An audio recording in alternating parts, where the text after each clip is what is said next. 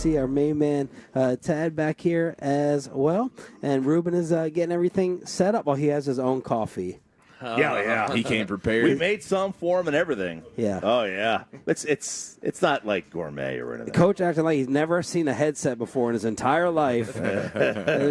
Taking a while. You rusty with a headset? It's not a Sony. I think it's where we're going. Wow.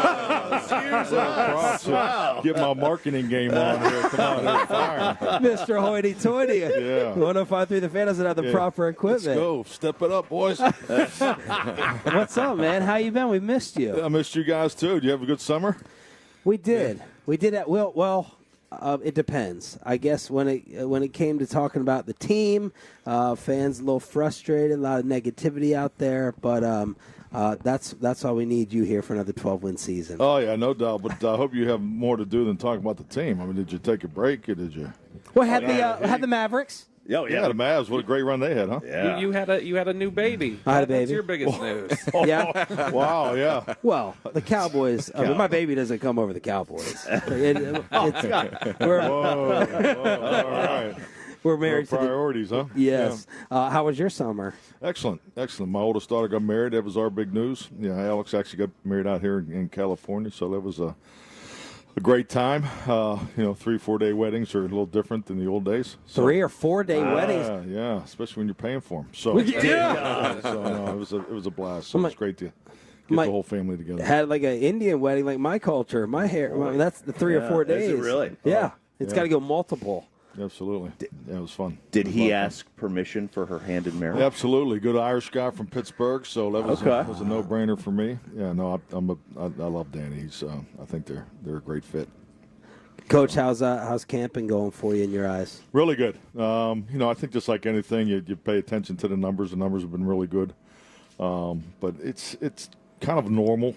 Everybody wants to know about the first day of pads, and we look like we had our pads on for the first time since last season. So we're hitting the markers that you're trying to hit.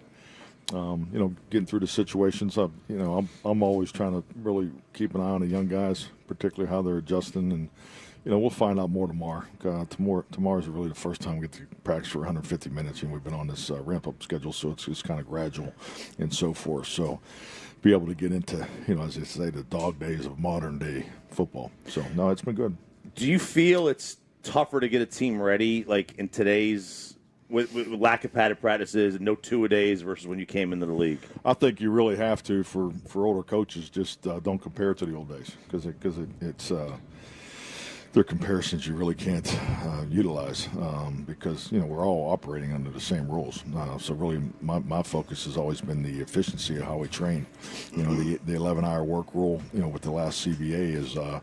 It has given a lot of benefits to the rest of the recovery component of training camp, which I'm a big believer in. So it's kind of built in, which I think is a positive factor. But also you got to really utilize your time with your team, and I think it does make you efficient because you have to not only practice urgency, you have to live in that realm all the time to really hit the markers you need to hit, in my opinion, in training camp.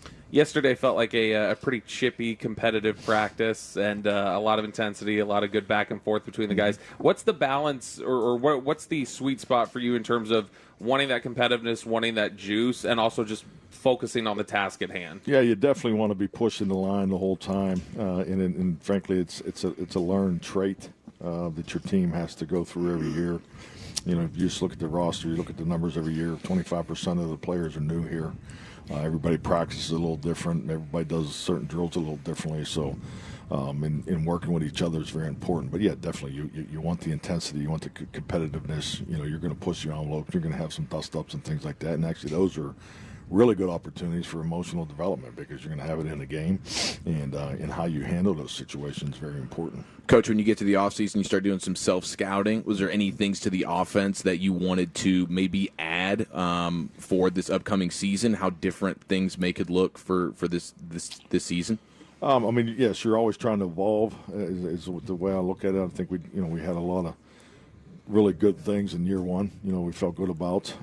I think, going back through the run game, just make sure that your run styles are apparent as you put in the concepts, and so it's more variations of what we've done. I wouldn't say there's a whole lot of brand new. There's definitely always some things that you add a concept here or concept here. It's really, frankly, to protect your primary concepts is just really the way I've always approached it. So more variations what I've done, but frankly, we just want to be a year better. We want to be a year better in our communication, a year better in the fundamentals and techniques, the connection. Really, we got some young guys. I really like the way the 3 offensive linemen have stepped in and just in their limited padded work. So and Lord knows they all these guys, these rookies need as much of this as you can. So just really focusing on that, taking that step you like to take. Mike McCarthy here. Mike McCarthy here on the Fan. Guyton, he's looked impressive to us in some of the Micah one-on-ones that we've seen him in. Have you been impressed with him so far early on? Yes, I agree with your assessment. God, let's get one over here. Lord knows we're going to be over here a lot. So, yeah, definitely. But no, I think the thing we're sitting there as coaches when you're watching Tyler lines up next to Tyler, and we've all made the comment when Tyler Guyton makes Tyler Smith look small, then that's a good, and he's so athletic. But yeah, going against Micah Parsons is probably will be a big part of his development for his whole career. That's exactly what these young guys need, and that's what he needs. But yeah, he's off to a good start, but he's young, he's raw. You guys have talked a lot about the youth development as a major reason or a reason why you guys can take another step. Can you recall in your past years where you've relied as much on this number of young players to take a leap that you need versus adding free agents or trades, of counting on this amount of youth to elevate you guys forward? Frankly, pretty much my whole career in Green Bay. That was our mode of operation. I want to say in 2006 we signed, some veteran free agents, with Charles Woodson, Ryan Pickett, and there was a group there. And then, the great Julius Peppers, Hall of Famer, we signed in, I think it was 14. But pretty much in between there, we were 100% or, very high percentage on draft and develop. So that's why I believe in it. I've done it. I've lived in it. The development and growth has to come from within, and that's why we talk about the second-year jump. And sometimes the second-year jump may happen in a guy's third year based off an injury or things like that, opportunities. I think you watch practice, you can see our young guys have gotten better. So we're counting on them. There's obviously been a lot of discussion about CeeDee Lamb's absence, not being out here. Is that easier to navigate a little bit, given that this is year 2 in the offense? So he was in for the installation last year, and also just the work that he gets in with Dak so consistently during the offseason? Yeah, definitely. I think you really, we talked about the 11-hour rule earlier. The work that they do away from the facility is critical. You have to have it. And I think, we're all, San Diego, all 32 clubs are in this training method. So we talk about it a lot. We talk about post-practice a lot, just, with the things that they do by themselves, because the coaches have to leave the field just here at training camp. So you're always, really trying to help organize and hit those targets, that these guys have. So yes, definitely, the work away from the club is part of training in today's NFL, and you have to be connected to that as a coaching staff. And then that's been our approach now for a couple of years. I want to ask you about Trey Lance, because I know that he is very raw. He has not played a ton of football basically since high school. How is he processing the game at this point? Process is excellent.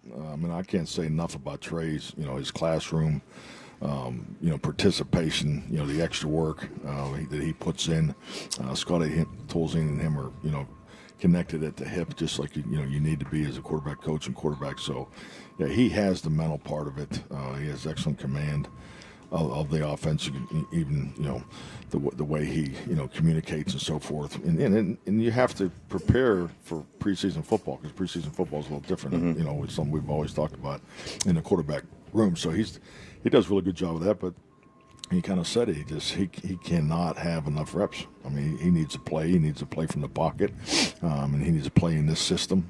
So footwork. The live reps is what he needs. We adjusted some of his drone mechanics, but I mean, he is a stud of an athlete now. Love the man. I love what he's made of, and I'm excited to go play games with him in the preseason. Mike McCarthy here on the Fan. Since you have anointed me as the football expert this morning, Did I say that? Oh, yeah.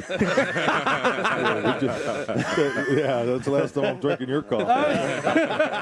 I'll give you a couple of my other observations. It looks like Bland has had a hell of a start. Way to go out on a limb here. You know Bobby? Bobby? First best player in the league. All right. Billy Johnson's fast. Jalen Tolbert. Can we talk about him a little bit in the camp he started off with? Yeah, JT's had a great camp, great off season, and it's just been really cool to watch him.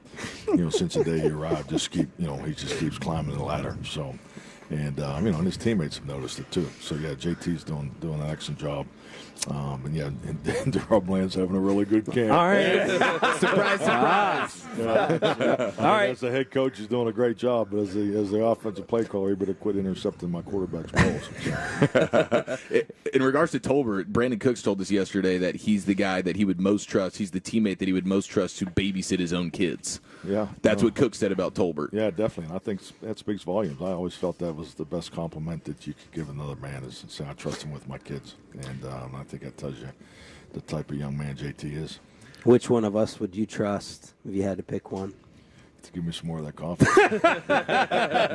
Talking with Mike McCarthy here on 105 through the Fan. All right, Coach, so there's obviously been a lot of discussion about, expiring contracts. Dak Prescott's deal is coming up. I know you took questions yourself about how your deal's coming up, and there are other coaches on the staff.